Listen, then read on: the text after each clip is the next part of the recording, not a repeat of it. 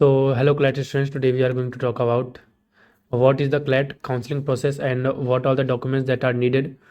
तो first of all बात करें हम, तो जैसे ही आप अपना CLAT 2026 का पोर्टल खोलोगे तो आपके पास CLAT 2026 के पोर्टल पे जैसे ये मेरा नाम आया है, वेलकम अभिजीत सिंह। तो ऐसे ही आपका नाम आएगा यहाँ पर। और अगर आपको इनविटेशन आया होगा क्लैट काउंसलिंग के लिए तो आपको ऐसा कुछ ऑप्शंस मिलेगा, congratulation you have been selected for CLAT 2026 admission counselling process. And यहाँ पर आएगी सबसे पहले स्टेप 1 क्या है, आपको अपनी एनएलयू प्रेफरेंस है वो डालनी पड़ेगी। अगर आपने डाल दी है तो आप यहाँ से देख सकते हैं। लाइक अगर जैसे ही आप इस पर क्लिक करेंगे तो एक नया पेज खुलेगा, वो दिखाता हूँ मैं आप लोगों को। स्टेप 2 क्या है, आप लोगों को पेमेंट करनी पड़ेगी 20,000 की। सॉरी, तो पेमेंट इसमें केवल मुझे करनी है 20,000, क्योंकि मेरे पास कैटेगरी लगी हुई है। और जो जनरल कैटेगरी के होंगे उनके लिए 30,000 यहाँ पर शो करेगा। तो 2 ही स्टेप्स हैं। और डेट याद रखना 27 दिसंबर से पहले आप लोगों को करना है। हाँ, तो मैं कह रहा था जैसे आप यहाँ पर क्लिक करोगे ना व्यू और अपडेट एनएलयू प्रेफरेंस पे, तो एक नया आप लोगों को एक पेज खुलेगा, दैट इज ये। आप लोगों को कुछ इस तरह का पेज खुल जाएगा, अपडेट एनएलयू प्रेफरेंस। अब यहाँ पर तो ये है कि मैंने अभी फिल नहीं किया है, तो इस वजह से आप लोगों को ऐसा दिख रहा है। तो जैसे आप फिल कर लेंगे तो याद रखें आप लोगों को 15 तो मिनिमम है, मतलब 15 प्रेफरेंस तो भरने ही है, मस्ट है, कुछ भी करो। एंड जैसे आप ये 15 प्रेफरेंस भर लोगे तो टोटल 37 प्रेफरेंस है यहाँ पर, मतलब 37 कॉलेजेस जितने भी हैं उनमें से आप लोगों को 15 भरनी है, यूजी के लिए बता रहा हूँ। तो इस तरह से करके आप यहाँ पर अपडेट प्रेफरेंस पे क्लिक कर देंगे तो आपकी अपडेट प्रेफरेंस हो जाएगी। देन उसके बाद आप लोगों को फिर वापस आना है यहाँ पर स्टेप 2 पे। यहाँ पर लिखा है मेक पेमेंट, यहाँ पे आप लोग क्लिक करेंगे। जैसे आप लोग मेक पेमेंट पे क्लिक करेंगे एक नया पोर्टल खुल जाएगा, मतलब एक नया पेज खुल जाएगा। देन उसके बाद आप लोग वही नेट बैंकिंग या फिर ऑनलाइन यूपीआई किसी भी ऐप से कर सकते हैं, किसी भी प्लेटफॉर्म से कर सकते हैं, ठीक है। ये आप लोगों की चॉइस है। तो इसके बाद जैसे आप लोगों का हो जाएगा, आप लोग को यहाँ पर सक्सेसफुल लिखा आ जाएगा, यहाँ पर लिखा आ जाएगा कि कॉन्ग्रेचुलेसन यू हैव बिन, मतलब इस तरह करके आपने दोनों स्टेप कंप्लीट कर लिए, ये आ जाएगा। अब आप लोगों को थोड़ी बात करते हैं कि डॉक्यूमेंट्स की क्या क्या ज़रूरत है और कैसी काउंसलिंग प्रोसेस होगी। तो 1 मिनट में आप लोगों को ज़रा दिखाता हूँ। सबसे इम्पॉर्टेंट चीज़ें क्या क्या है वो, एक तो ये है कि 6 PM पे, मतलब आज ये ओपन हो चुकी है काउंसलिंग, और उसके बाद 10 PM 27 दिसंबर को बंद हो जाएगी। मेक श्योर कि आप लोग 27 दिसंबर से पहले ही सब कुछ कर लेंगे, क्योंकि 27 दिसंबर को सर्वर थोड़ा डाउन हो जाता है, कहीं बाद में आप लोगों को दिक्कत आए फिर आप लोग रोएं बैठ के। जैसा कि ये बता ही दिया था कि मिनिमम 15 प्रेफरेंस भरनी है आप लोगों को यूजी के लिए, और 5 प्रेफरेंस भरनी पीजी के लिए। तो मैं यूजी की बात कर रहा हूँ, तो यूजी के पॉइंट ऑफ व्यू से बात करेंगे।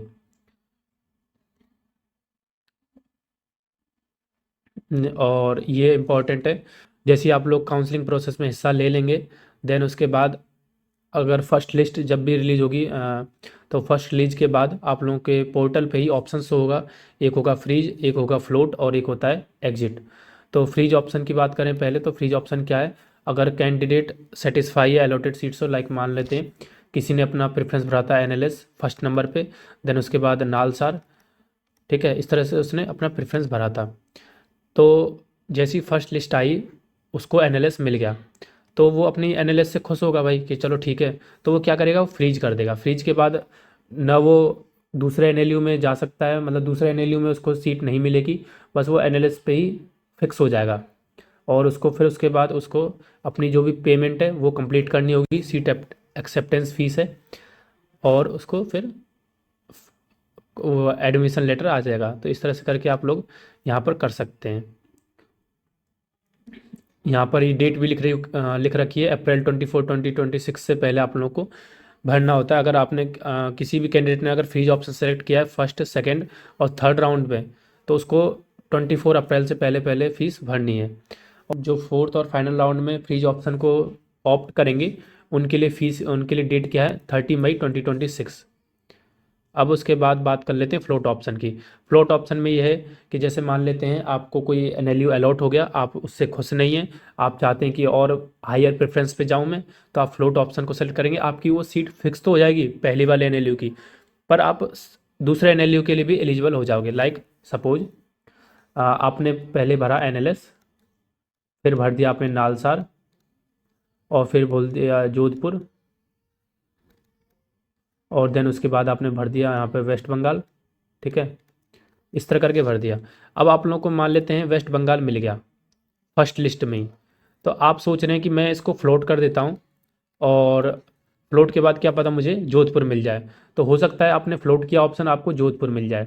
फिर आप सोच रहे हैं कि चलो यार मैं जोधपुर से फिर फ्लोट करता हूँ, क्या पता मुझे नालसार मिल जाए। तो आपने फ्लोट किया, क्या पता आपको नालसार मिल गया। तो इस तरह करके आप ऊपर जा सकते हो, नीचे नहीं आ सकते। लाइक आपको अब नालसार मिल गया, पर आपका मन बदल गया, यार मुझे नालसार नहीं जाना, मुझे जोधपुर जाना है। तो आप जोधपुर नहीं जा सकते किसी भी हाल हालत में, क्योंकि काउंसलिंग में प्रोसेस यही कहता है कि आप ऊपर जा सकते हो, नीचे नहीं आ सकते। तो ये चीज़ आप लोग याद रखने हैं। देखिए, अब एग्जिट के ऑप्शन में क्या है कि जैसे ये मान लेते हैं आपको हिस्सा नहीं लेना, जैसी फर्स्ट लिस्ट आई, सेकेंड लिस्ट आई, थर्ड लिस्ट आई और इस तरह करके लिस्ट आई, और आपने सोचा कि नहीं यार मुझे एनएलयू में एडमिशन नहीं लेना, मुझे क्लैट दोबारा करना है, या फिर मुझे एलिट में एडमिशन मिल गया तो मैं, मतलब एनएलयू दिल्ली में एडमिशन मिल गया तो मैं वहाँ जाऊँगा। तो इस तरह करके आप लोग फिर एग्जिट का ऑप्शन कर सकते हो। बट हाँ, उसका भी टाइम है। अगर आप एग्जिट लेट करते हो तो आपकी जो आपने पे किया होगा 20,000 या 30,000, उसमें से 5,000 रुपये डिडक्ट हो जाएंगे। वो भी दे रखा है इन्होंने, देखो लिखा है। अगर रिफंड फुल मिल जाएगा अगर एग्जिट ऑप्शन एक्सरसाइज किया गया, मतलब एग्जिट ऑप्शन आपने ऑप्ट किया है 8 मई 2026 से 1 PM से पहले, तो आपको फुल रिफंड मिल जाएगा। आपने 30K पे किया होगा काउंसलिंग के लिए, 30K मिल जाएगा। 20K पे किया होगा, 20K मिल जाएगा। अगर आपने 8 मई 2026 के बाद और 1 PM के बाद अगर आपने एग्जिट ऑप्शन को चूज किया है तो आपको 5,000 रुपये डिडक्ट होंगे। ये चीज़ है।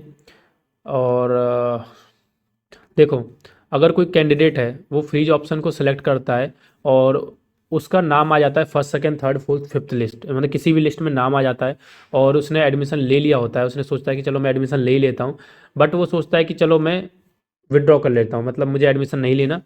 और अगर वो 30 मई 2026 के बाद विड्रॉ करता है तो उसके 5,000 रुपये डिडक्ट हो जाएंगे। वही 30,000 में से वो 25 बचेंगे, 20 में से 15 बचेंगे, इस तरह करें। तो इस तरह से आप लोगों को ज़्यादा इन्होंने पूरा समझा रखा है। अब बात करते हैं रिक्वायर्ड डॉक्यूमेंट्स की, जिसमें सबसे ज़्यादा डाउट होता है स्टूडेंट्स को कि किस तरह का हमको डॉक्यूमेंट्स करना है। तो यूजी प्रोग्राम के लिए देखिए, मैं यूजी प्रोग्राम के लिए बात करूंगा। सबसे पहले ग्रेड 10 स्टेटमेंट ऑफ मार्क्स, यानी 10th की मार्कशीट, 2026 का एडमिट कार्ड, 12th की marksheet, character certificate, transfer certificate, caste certificate, PWD SAP अगर आप PWD कैटेगरी से बिलोंग करते हैं, डोमिसाइल अगर आप डोमिसाइल क्लेम करते हैं, देन उसके बाद wards of serving, retired defence personnel, EWS sons daughter जो भी है, आप लोग यहाँ से देख सकते हैं। अब आप लोगों को बिल्कुल मैं वो बताता हूँ मोटा मोटा। देखो, सबसे पहले तो ये कि 10th की मार्कशीट मस्ट है आप लोगों की, एडमिट कार्ड मस्ट है, 12th की मार्कशीट मस्ट है, कैरेक्टर सर्टिफिकेट मस्ट है, ट्रांसफ़र सर्टिफिकेट ये भी मस्ट है, कास्ट सर्टिफिकेट अगर आप किसी कास्ट से बिलोंग करते हो लाइक ST SC OBC, तो आप लोगों को अपना कास्ट सर्टिफिकेट देना पड़ेगा, और ये देना पड़ेगा सेंट्रल का। दो सर्टिफिकेट होते हैं, एक होता है सेंट्रल का, एक होता है स्टेट का। तो स्टेट का आप लोग जब आपने क्लैट का फॉर्म भरा होगा तो आपने स्टेट का डाल दिया होगा तो कोई दिक्कत नहीं होगी। बट जब भी आप एडमिशन लेंगे NLU, सेंट्रल का डालना पड़ेगा, सेंट्रल का ही मांगते हैं वो। तो मेक श्योर कि आप लोग सेंट्रल का बनवा लें अगर आपके पास है नहीं। PWD SAP सर्टिफिकेट अगर आपने PWD कैटेगरी को अप्लाई किया है तो आप PWD को चाहिए होगा सर्टिफिकेट। अगर आप कहीं का डोमिसाइल अगर आप क्लेम कर रहे हैं, लाइक अगर यूपी के हैं तो यूपी, आप लोग को अगर RML में लेना हुआ या फिर आप लोगों को प्रयागराज में लेना हुआ तो आप लोग अपने डोमिसाइल लगा सकते हैं। बट वही है, डोमिसाइल भी आप लोगों को लेटेस्ट होना चाहिए। ये आपके पास कैलेंडर आ गया है कि रजिस्ट्रेशन कब होगा, जैसे कि आपको पता है 17 चालू हो चुके हैं, 27 दिसंबर को बंद हो जाएगा। फर्स्ट अलॉटमेंट लिस्ट कब आएगी, 7 Jan को आएगी। ठीक है, उसके बाद ये आप लोग पढ़ लेना थोड़ा बहुत, इतना तो आप लोगों को पता होना चाहिए।